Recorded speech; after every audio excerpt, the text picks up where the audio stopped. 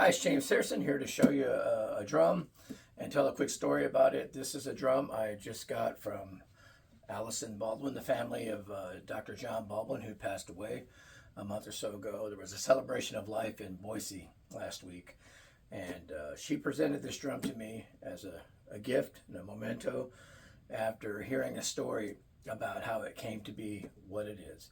Now, first off, if you know Doc, I got it out of the case. The case is right there. It has cardboard on it. Doc always would store things with cardboard to protect the heads. So I'm going to take that off. So this is originally a Ludwig Buddy Rich model piccolo. This is the 3x13 version. It's mahogany. And I'll tell you the quick story about this drum. It's heartbreaking to me in one way, and at the same time, I'm honored to have the drum based on the story. So Dr. John Baldwin was the percussion professor at Boise State for 50 years, affectionately called Doc. So from here on, I'll say Doc. And I was at Boise State for 32 years, so I had a long relationship with Doc. And I had gone through a phase where I was buying drums and refinishing them and whatnot. And I showed him some of my work and everything. And he said, you know what, I've got a couple I'd like to have that to match. And he had what I would probably call a 50s to 60s marching snare. I think it was black diamond pearl covered, but there was a plaque drilled into the side that said first place. I think it was from Kansas. He had won a first place at like a state solo competition or something and won the drum. And then he had this drum. And again, these originally came out in 1949. I don't know what year this is. If I find out more information, I'll post it. It was originally white marine pearl. It was the Buddy Rich piccolo model and from Ludwig. And there was a 4x14 and a 3x13. This is the 3x13. And he told me he wanted to have this stripped down and stained mahogany, and I didn't want to do it. I said, Doc, that's a super collectible drum, and I was really into collecting stuff. And I said, I just don't feel comfortable doing that, And he said, and point blank, well, I'll just say, he didn't care about that kind of stuff. He said, I don't care about that. I just want it to match. So I reluctantly agreed to his terms and stripped the white marine pearl off of the drum. And I said, okay, I'll save the badge for you and stuff like that. And he said, no, I don't care about that either. And I'm like, wow, okay. So now if I'm not mistaken, he put this throw off on here. I think I have the original throw off because I feel like he gave it to me. However, that being said, he never used it for drum set. And then he had the 15-inch marching snare in this. And then I found I believe it was a Leedy drum that was 15, but more like about 7 inches deep or something like that. And I did a drum to match it so he'd have 3.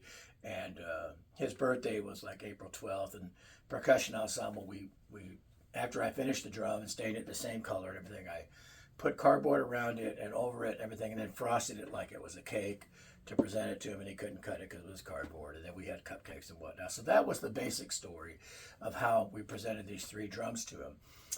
Like I said, I didn't want to do this one, but he said he really wanted it done for him. So other than that, so there it is, mahogany. It's got a diplomat on the bottom. He's got a set of the Grover snare wires. In true Doc fashion, he's got a little 13 written there and there, so if he was looking for snares quickly, he knew what drum they were for. And just a quick thing for people, if it says 13-inch snares, it's for a 13-inch drum. It is not 13 inches from here to here. Okay, it is more like 12 to sometimes 11 and a half. And vice versa, when you see a 14-inch drum and you want snares for a 14-inch drum, they're actually 13 inches to 12 and a half inches or 12 inches long. But that's another story. The Grover snare wires are designed kind of like a guitar string. They touch the surface of the head all the way across versus a coiled snare. They work great for delicate passages. And then he's got a FiberSkin Ambassador, the FiberSkin 3 on the top. Went for that dry type sound. and I stained it mahogany oil. You can see the line because back in the day, sometimes with Ludwig, they would put the laminate or the covering on and then do the shell. So sometimes you see that line where the shell goes into the covering goes into the shell a little ways. Anyway, he liked it. That's what he wanted. I don't know if I've got the badge or not. If I might put it back on if I do have it. I think I have the original Strader. However, that's what he wanted, and that was quite some time ago. And then, like I said, his widow, Allison, presented that to me at the Celebration of Life, asking if I would like to have it. So I have it. I haven't done anything to it. Very dry. This is a Don Famularo stick. Pretty big stick for this drum. Double throw off adjustments anyway. And if I'm not mistaken, the one that came out like this had a little bat thing on the top. Offset lugs. And this is before Ludwig had the little 3 that they eventually ended up with. The 3 lines and the squared off lug. 6 lug drum. Great drum. I'll do some things with it. I'll probably put it on drum set for 1 second, but it's really more of a memento to me than anything. And I'm honored to have it. Even if it's not true to form, I'm honored to have it because it belonged to him and I did what he asked me to do for it. So that's the story of this drum. You'll see some videos pop up about it. Originally, these came out in 1949. And I believe that when he left, Buddy Rich left Ludwig and went back to Slingernett at one point. And I think that they changed the model of this to the Bebop model. And by then, everything was a lot more modern. So there you go. If I'm not mistaken, I think these hoops are even brass and then nickel plated over brass or chrome plated over brass. And I could check that with a magnet. I don't have one handy right now. But that's the drum basically as I got it, as I did it for him. I don't remember drilling this. He might have done that. Anyway, I'm honored to have it, and it's a cool drum nonetheless, and it could be from 1949. I don't believe that I could see inside that shell, but if I do see a date of any kind, I will post it. But I do know that in general, these were originally made in 1949, and for quite a while, I'm not sure how long this particular lug stayed in. Not that long.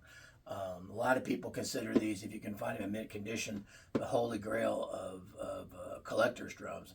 That's why I didn't want to change it, but that was his wish and it was his drum, so there you go.